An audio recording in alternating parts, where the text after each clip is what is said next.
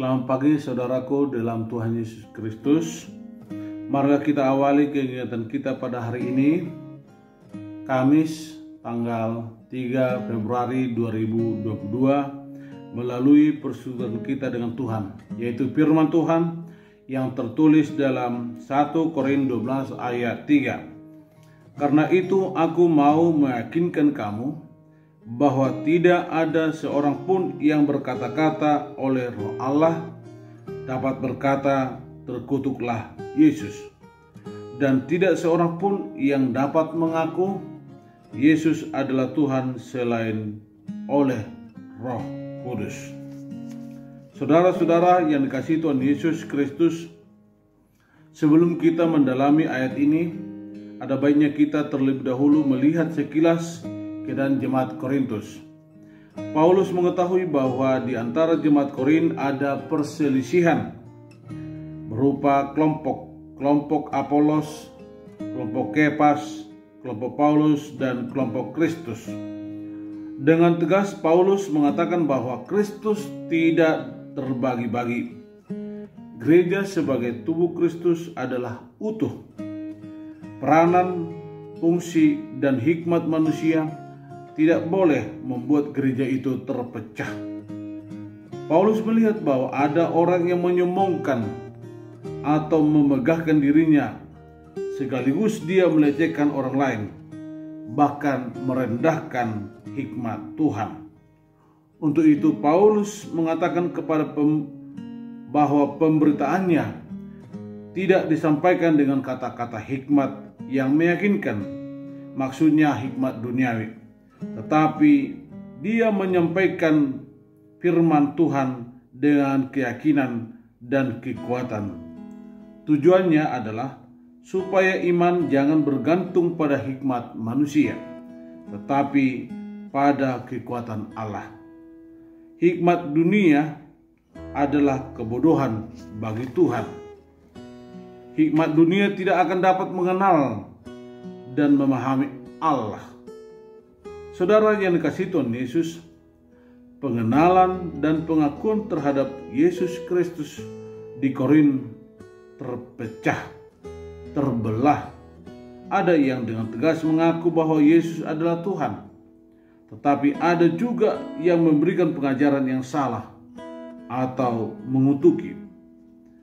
Dialah yang berkata, terkutuklah Yesus. Contohnya, ada yang tidak dapat menerima Yesus yang disalibkan demi keselamatan manusia. Justru mereka menyatakan sebagai orang yang terkutuk. Pemahaman itu adalah karena Roh Allah tidak ada pada mereka. Yang ada adalah hikmat duniawi. Kita sendiri sudah Kristen dan sudah mengetahui sedikit banyaknya ajaran dari Tuhan Yesus. Tetapi apabila kita melakukan yang berbeda dari yang diajarkan Yesus, itu pertanda bahwa hidup kita tidak dalam Roh Allah. Yang berikut saudaraku, keyakinan atau pengakuan Yesus adalah Tuhan. Yesus adalah Tuhan adalah dasar iman Kristen. Menjadi orang Kristen atau mengkristenkan orang lain tidak terlalu sulit.